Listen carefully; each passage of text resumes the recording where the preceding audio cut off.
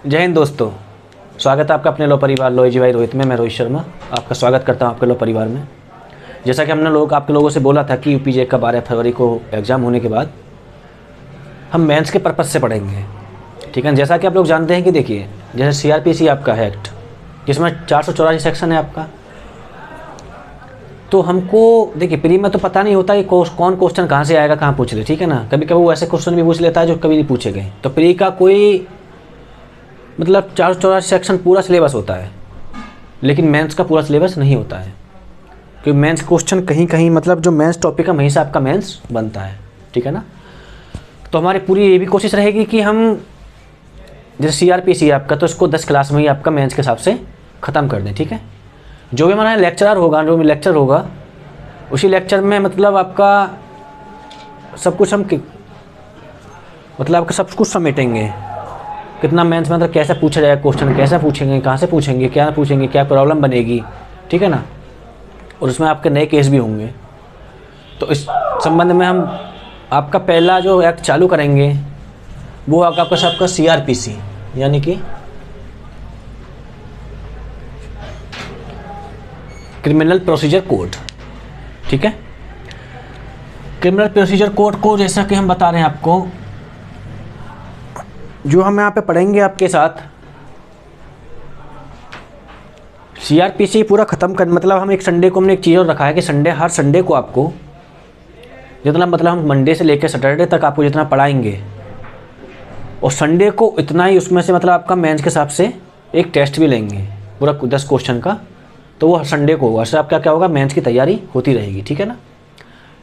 Pattern बदल रहा है, एग्ज़ाम का बिल्कुल पैटर्न बदल चुका है, क्वेश्चन का पूछने का तरीका ही बदल चुका है। उसी तरीके के हिसाब से हम आपका क्वेश्चन भी हम आपको देंगे लिखने के लिए। आप उसको लिखिएगा, हमको भेजिएगा, हम उसको बताएंगे कि आपको कैसे लिखना था, कैसे नहीं लिखना था, ठीक है। तो सीआरपीसी में आपको बता देते हैं, सीआरपीसी में जो हम पढ़ेंगे आपका निर्वाचन खंड है, यानी सेक्शन 2, ठीक है ना। जहाँ बताया गया कि क्या अपराध क्या होता है, पुलिस क्या होती है, रिपोर्ट क्या होती है, थाना क्या होता है, संज्ञेय अपराध क्या होता है, संज्ञेय अपराध क्या होता है, क्या परिवाद होता है। तो ये सब धारा 2 में बताया गया है, ठीक है ना, जिसके बहुत सारे सब क्लोज हैं 2A B C D करके। तो पहले हम यहाँ से स्टार्ट करेंगे, ठीक।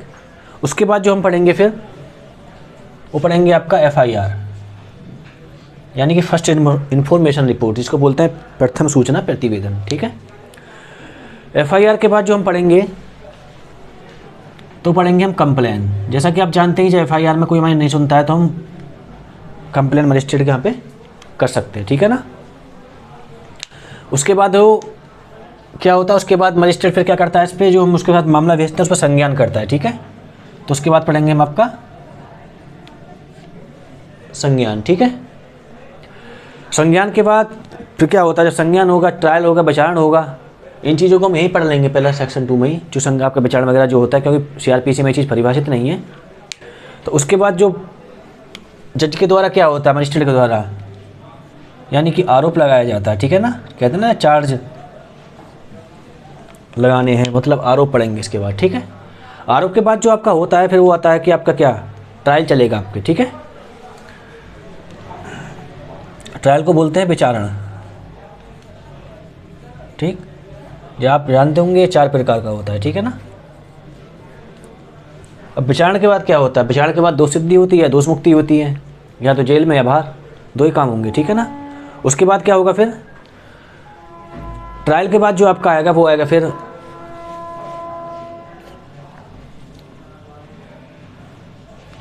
आपका अपील, ठीक है, यानी कि अपील होगी। जो भी आपको सज़ा होगी उसके बारे में जो भी होगा उसका क्या होगा, अपील होगी, ठीक है ना। अपील जैसे आप क्या जानते हैं, अपील जो आपका निम्न न्यायालय होता है उससे उच्च न्यायालय में आपकी अपील होती है, यानी उच्चतम न्यायालय में जो भी आपका हाई कोर्ट वगैरह जो भी होगा आपका। अपील होने के बाद क्या होगा, देखिए, जैसे मान लीजिए जहाँ अपील का समय निकल जाता है, अपील नहीं होती, तो उसके बाद एक अधिकार और होता है अभियुक्त के पास या परिवादी जो भी होते हैं उनके पास, वो अधिकार होता है आपका पुनरीक्षण का, ठीक है ना।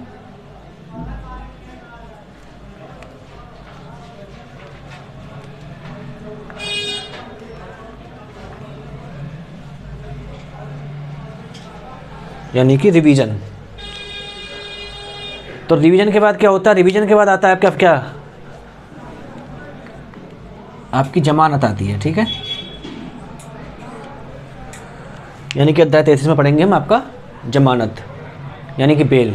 बेल कैसे होती है, बेल कितने प्रकार की होती है ना, जैसा कि आप जानते होंगे कि एंटिसिपेटरी बेल हुई, एक सामान्य जमानत होती है, गैर जमानती मामले में जमानत होती है, सशर्त जमानत होती है। तो वो सब हम क्या पढ़ेंगे जमानत के टॉपिक के अंतर्गत, ठीक है। उसके बाद जो आपका आता है वो आता है फिर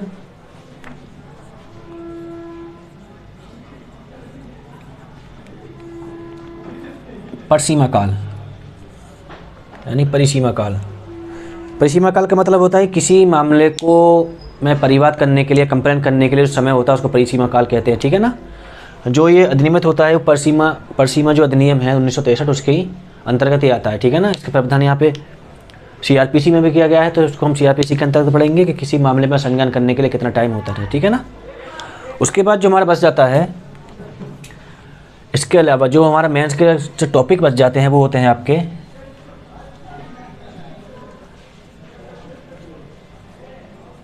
गिरफ्तारी, ठीक है। गिरफ्तारी कैसे होती है, ठीक है ना। तो इसके में मेंस के बहुत ज़्यादा इंपॉर्टेंट आपका टॉपिक है, यहाँ से भी आजकल क्वेश्चन बहुत पूछे जाने हैं, प्रॉब्लम बेस। क्योंकि गिरफ्तारी आप सीधी नहीं पूछता है, प्रॉब्लम बेस पूछता है, ठीक है ना। और पिछले हम देखते हैं, देखिए आपका ये गिरफ्तारी के बारे में उत्तराखंड डीपी में पूछा गया है, और प्रीवियस ईयर के अभी जल्दी में एग्जाम हुए हैं जुडिशरी के अंतर्गत, उसमें भी गिरफ्तारी के बारे में बहुत क्वेश्चन प्रॉब्लम बेस पूछे गए हैं, ठीक है। उसके बाद जो मेंस के हिसाब से आपका एक टॉपिक और बनता है वो है आपका प्ली बार्गेनिंग, यानी कि अभिभाग सौदेबाजी, ठीक है।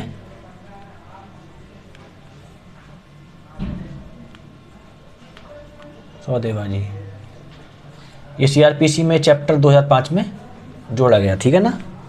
इससे पहले सीआरपीसी के अंतर्गत नहीं था, इसको अमेरिका से लिया गया था, ठीक है। ये मेंस के हिसाब से भी इम्पोर्टेंट है।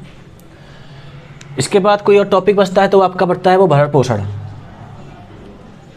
ये आपने हिंदू लॉ में पढ़ा होगा, लेकिन हिंदू लॉ के अलावा इसका सीआरपीसी में प्रावधान किया गया है, क्या यानी कि तुरंत न्याय, मतलब एक जल्दी न्याय दिलाने के लिए इसका सीआरपीसी में प्रावधान किया गया है, ठीक है। यानी कि आपके जो मतलब ये जो टॉपिक हैं आपके मेंस के हिसाब से हैं, यानी एफआईआर, कंप्लेन यानी कि आपका परिवाद, संज्ञान, आरोप, विचारण, अपील, पुनरीक्षण, जमानत, परिसीमा काल, गिरफ्तारी, प्ली बार्गेनिंग और भरण पोषण यानी मेंटेनेंस। ये वो टॉपिक हैं जो आपका मेंस के पर्पस से इम्पोर्टेंट टॉपिक है, ठीक है ना। क्योंकि आपका देखिए ये तो नहीं होता कि जो हम पढ़ रहे हैं वो 100% ही आ जाए, लेकिन इतना ज़रूर होता है कि जो हम पढ़ रहे हैं वहाँ से 90% आता है, ठीक है ना। और परिपूर्ण तो कोई भी नहीं है, 100% कोई परिपूर्ण नहीं है कि मान लीजिए हम 100 नंबर का पढ़ के जहाँ 100 का ही आ जाए, ठीक है ना। क्योंकि देखिए 90% क्वेश्चन आपका इन्हीं टॉपिक से बनेंगे, ठीक। अपवाद स्वरूप 10% जो आपका क्वेश्चन बन सकता है वो अदर टॉपिक से बन सकता है, क्योंकि हर एग्ज़ाम का एक एरिया होता है, ठीक है ना। क्योंकि देखिए एग्ज़ाम का पैटर्न बदल रहा है परीक्षा के साथ साथ, जैसे समय आता जा रहा है पैटर्न भी बदलता जा रहा है। अभी आप एपीओ के पेपर में देखे होंगे कि पूरा पैटर्न ही चेंज कर दिया, पूछने का तरीका ही चेंज कर दिया, ठीक है ना। आपकी बात शुरुआत ही प्रॉब्लम से हुई थी, नहीं पहले सीधा क्वेश्चन पूछता था। जैसा कि आप दिमाग में रख के जो भी बच्चे के बाद एपीओ के मेंस अपेयर हुए थे उस हिसाब से पेपर नहीं आया था, पेपर बिल्कुल चेंजिंग के साथ आया था। तो इसको ध्यान में रखिएगा, पैटर्न बिल्कुल चेंज हो रहा है तो तरीका भी पूछने का बदल गया है, ठीक है ना।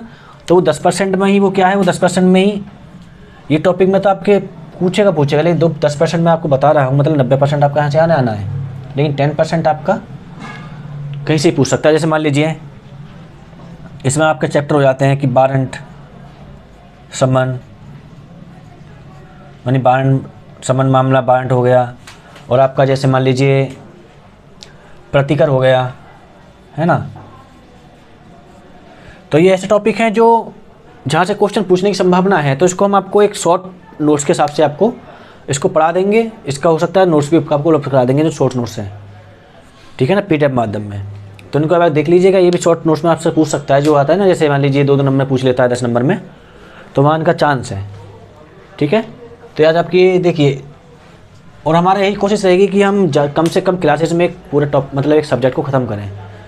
हमारी सीआरपीसी को हम लगभग 10 क्लास में आपका ख़त्म कर देंगे, ठीक है। सीआरपीसी के बाद जो स्टार्ट करेंगे वो आपका आईपीसी होगा, आईपीसी के बाद आपका होगा सीपीसी, सीपीसी के बाद स्टार्ट करेंगे आपका एविडेंस, एविडेंस के बाद आपका फिर हम पढ़ाएंगे आपको कॉन्ट्रैक्ट, कॉन्ट्रैक्ट बाद टीपीए, ठीक है। और आपके साथ यही कोशिश रहेगी। देखिए सीआरपीसी तो भी एक सिंगल चलेगा आपका, लेकिन नेक्स्ट वीक से सोचेंगे कि आपका एक मेजर के साथ एक माइनर लें। यानी कि सीआरपीसी के बाद आपका जैसे मान लीजिए आप आईपीसी चालू होगा तो आईपीसी के साथ हो सकता है कि आप एक एसआरए का सब्जेक्ट ले लें या पार्टनरशिप ले लें, ठीक है ना, ये ईजमेंट ले लें आपका, या हो सकता है आपका एक कोई और टॉपिक इक्विटी ले लें, ठीक है ना, ट्रस्ट भी ले सकते हैं। तो आपका एक क्लास आपकी एसआरए मतलब माइनर की भी चलती रहेगी, क्योंकि सेंसिटिव लॉ में आप देखे होंगे जो फर्स्ट पेपर आपका लॉ का होता है उसमें आपका पूरा 11 एक्ट आते हैं, ठीक है ना। जो फर्स्ट लॉ का पेपर होता है उसमें आप कितना आते हैं, 11 एक्ट आते हैं पूरा, यानी कि 11 एक्ट आपका उसमें आते हैं। और 11 एक्ट में आपका छोटे छोटे एक्ट में से बहुत क्वेश्चन बनते हैं। जैसे आजकल आप देख रहे होंगे प्रीवियस के पेपर में एसआरए हुआ, पार्टनरशिप हुआ आपका, और आपका एक इक्विटी हुआ। इनमें क्वेश्चन उसने शुरुआत में पूछ लिया, यानी 1 2 3 जो शुरुआती क्वेश्चन होता है उसी क्वेश्चन में उसने आपसे क्वेश्चन पूछ लिया है। और ये बच्चे इन टॉपिक पे बहुत कम ध्यान देते हैं, ठीक है ना। इन सब्जेक्टों को भी हम साथ लेके चलेंगे, ठीक है ना।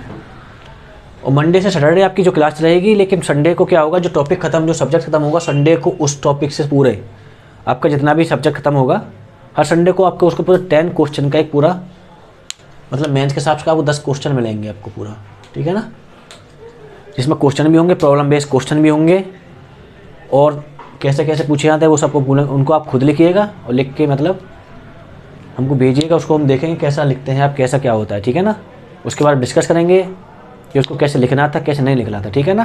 तो संडे को मतलब आपका सिर्फ मेंस का क्वेश्चन की क्लास हो करेगी, मतलब मेंस का क्वेश्चन कैसे लिखना है, कैसे क्या करना है, कितना आपको उसमें लिखना था, ठीक है ना। चलिए फिर जब तक के लिए धन्यवाद, मिलते हैं कोई नेक्स्ट वीडियो में, ओके।